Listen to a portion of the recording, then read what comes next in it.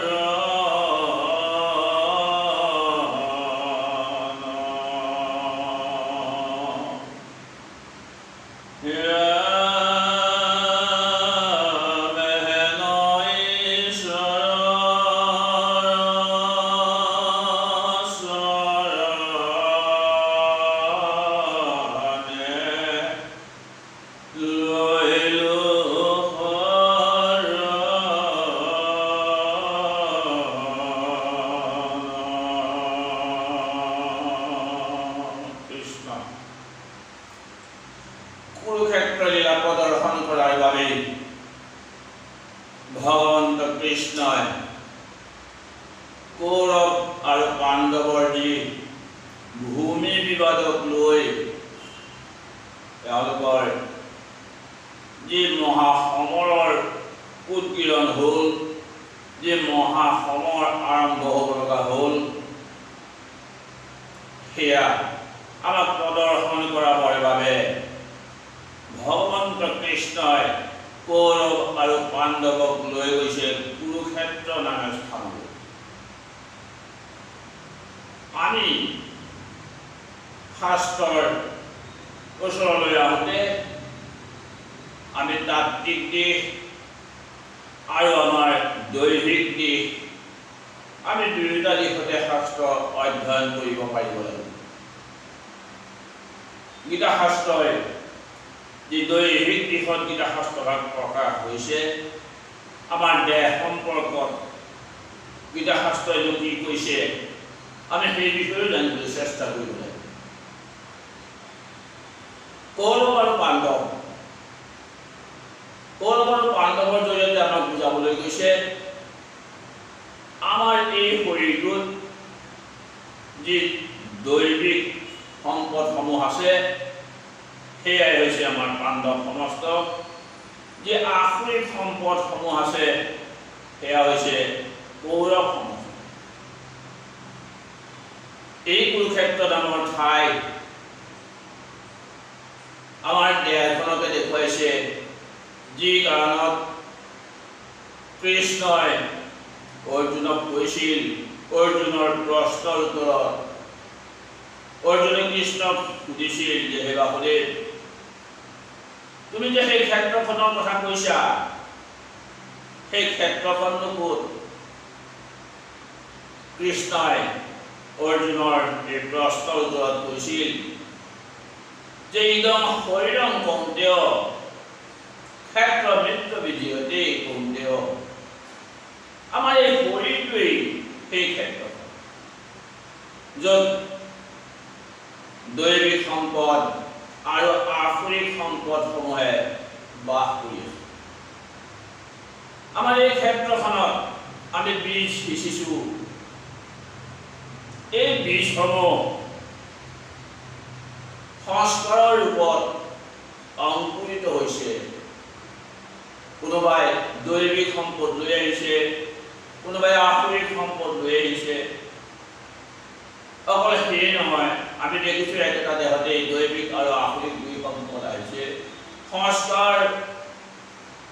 সংস্কাৰৰ নিয়ম মতে আমাৰ সেই বীজ অংকুৰিত হ'ব। ভগৱান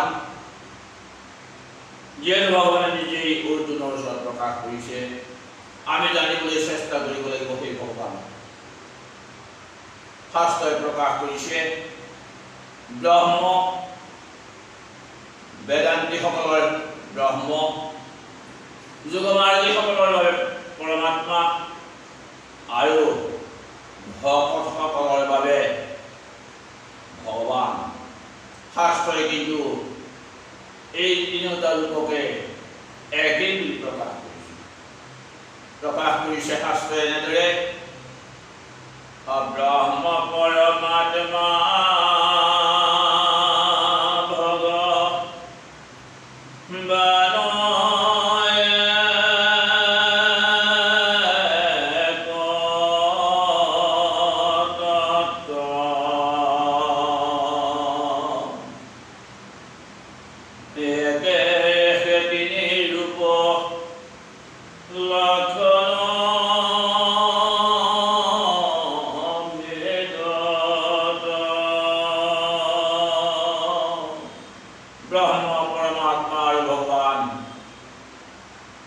তিনিওজনৰ ৰূপ বেলেগ বেলেগ যদিও দেখুৱাইছে, আচলতে ভগৱান সেই এজন, যিজনে অৰ্জুনৰ ৰথৰ সাৰথি হৈ কুৰুক্ষেত্ৰলৈ কৌৰৱ আৰু পাণ্ডৱ সমস্তক লৈ গৈছে। ধৰ্মৰ জয় আৰু অধৰ্মৰ পৰাজয়ৰ এই সূচনা কৰি আমাক দেখুৱাব, য'ত কুৰুক্ষেত্ৰ লীলাৰূপে ভগৱন্তৰে এই লীলা প্ৰকাশ কৰিবলৈ গৈছে। আমি আমাৰ দৈহিক সম্পদত দৈহিকত যদি আমি চাবলৈ যাওঁ, কৌৰৱ আৰু পাণ্ডৱ সমস্ত অন্য কোনো নহয়। আমি দেখিছোঁ পাণ্ডৱ সমস্তৰ ভিতৰত পুণ্যৰূপী পাণ্ডু, যিজনে একমাত্ৰ পুণ্য কৰ্ম কৰি, পুণ্য সাধনা কৰি যিজনে কৰ্ম কৰিছে তেওঁ কৰ্ম সফল হ'বই, আৰু যিজনে নিজৰ মনেৰে কৰ্ম কৰি গৈছে তেওঁ কৰ্ম কৰা নকৰা একেই কথা। কৰ্তব্যৰূপী কুন্তি কুন্তীয়ে কি কৰিলে তেওঁ অকুমাৰী অৱস্থাতেই তেওঁ পাণ্ডুৰ লগত সম্বন্ধ নঘটোতেই অকুমাৰী অৱস্থাতেই তেওঁ যি কৰ্ম কৰিলে সেই কৰ্মৰ ফলত তেওঁ লাভ কৰিছিল বিজাতীয় কৰ্মৰূপী সেই কৰ্ণ যি কৰ্ণই আজীৱন পাণ্ডুৰ পুত্ৰসকলৰ লগতেই যুদ্ধ কৰিলে ঘোৰ শত্ৰুৰূপে পাণ্ডুৰ পুত্ৰসকলকে তেওঁ শত্ৰুৰূপে লৈ আজীৱন যুদ্ধ কৰিলে। আমি এনেকৈ ক'ব পাৰোঁ যদি কুন্তীয়ে তেওঁৰ পুত্ৰ কৰ্ণ বুলি স্বীকাৰ কৰিলেহেঁতেন হয়তো কুৰুক্ষেত্ৰ সমৰ নহ'লহেঁতেন। পুণ্যৰ আধাৰ যিজনে ধৰ্মক জানিছিল সেইজন হ'ল ধৰ্মৰাজ যুধিষ্ঠিৰ, যিজন ভাৱৰ অধিকাৰী সেইজন হ'ল ভীম, আমাৰ অনুৰাগী হৈছে অৰ্জুন আৰু নিয়মৰূপী নকুল সৎসংগৰূপী সহদেৱ। সত্যৰ প্ৰতীক সাত্যকী আৰু নিজৰ কায়িক সামৰ্থ্যৰে যিজনে ধৰ্মৰাজৰ পক্ষত থাকি তেওঁ কায়িক সামৰ্থ্য আগবঢ়াব পাৰিছিল সেইজন হ'ল কাশীৰাজ। আৰু যিজনে সমস্ত ভৱসংসাৰ পাৰ হ'বৰ বাবে নিজৰ জীৱনক বিজয় পথত আগবঢ়াই আনিব পাৰিছিল সেইজন হ'ল কুন্তীভোজ। এই হৈছে আমাৰ 7 অক্ষৌহিণী সেনা, পাণ্ডৱৰ 7 অক্ষৌহিণী সেনা, কৌৰৱৰ 11 অক্ষৌহিণী। আমাৰ এই 18 অক্ষৌহিণী সেনা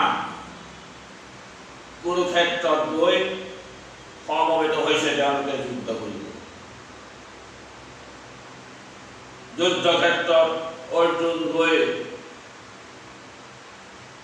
তেওঁ মায়াত আবদ্ধ হৈছে। অৰ্জুনো বিমোহ কৰিছে, তেওঁ বিমুদ্ৰিত কৰিছে, যিহেতু তেওঁ মায়াই আৱৰি ৰাখিছে। লগতে কৃষ্ণ আছে যদিও তেওঁ কৃষ্ণক চিনি পোৱা নাই, যি কাৰণত তেওঁ মায়াত আবদ্ধ হ'ব লগা। আমাক সেই কথাকেই কুৰুক্ষেত্ৰ যুদ্ধৰ জৰিয়তে আমাক দেখুৱাবলৈ গৈছে। আমাৰ 10 ইন্দ্ৰিয় মন বুদ্ধি চিত্ত অহংকাৰ পঞ্চবিকাৰ আৰু 3 গুণ লৈ আমাৰ এই ক্ষেত্ৰখন প্ৰসাৰিত হৈছে। এই ক্ষেত্ৰখন আমাৰ প্ৰসাৰ হৈছে আৰু এই ক্ষেত্ৰখনত যিজন ক্ষেত্ৰজ্ঞ বুলি কওঁতে আমি পৰমপুৰুষক জানিব লাগিব। ক্ষেত্ৰজ্ঞই এই ক্ষেত্ৰখনত তেওঁৰ কৰ্মৰ তেওঁ বীজ সিঁচিব, তেওঁ এই পথাৰখনত গুটি সিঁচিব, সকলোৱে অংকুৰিত হ'ব নিজৰ সংস্কাৰ অনুসাৰে। সকলো জীৱ যিহেতু 3 গুণত আবদ্ধ, 3 গুণতে আবদ্ধ হৈ জীৱ সমাজৰ কৰ্ম কৰি যাব লাগিব।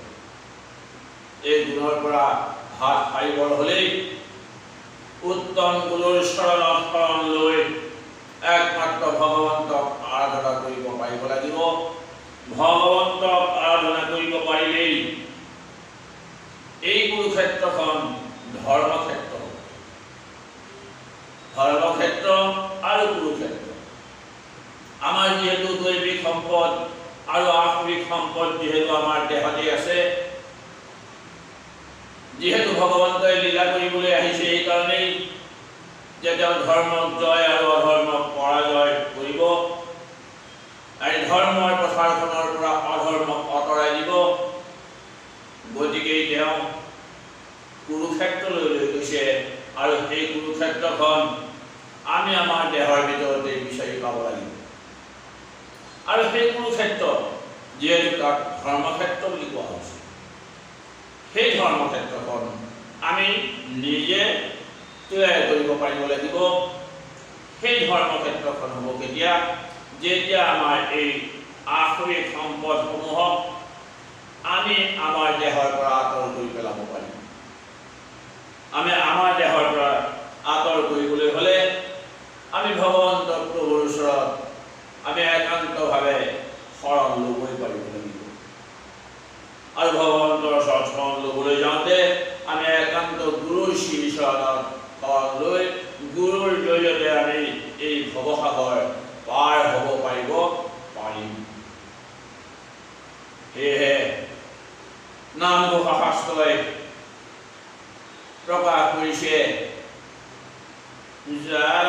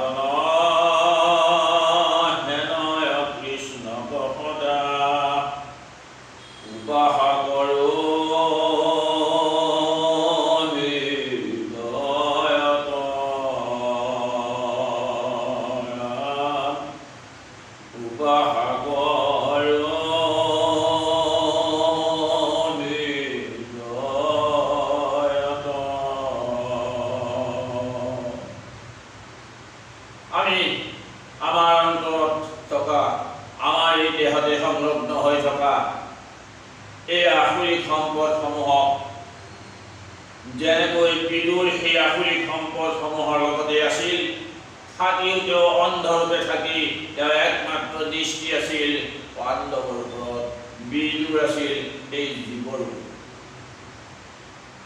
আমিও ঠিক তেনেকৈ ভগৱন্তৰ শ্ৰীচৰণত গুৰুৰ জৰিয়তে একান্তভাৱে শৰণ গ্ৰহণ কৰি আমাৰ দেহত সংলগ্ন হৈ থকা এই আসুৰিক সম্পদসমূহক আমি দূৰীভূত কৰি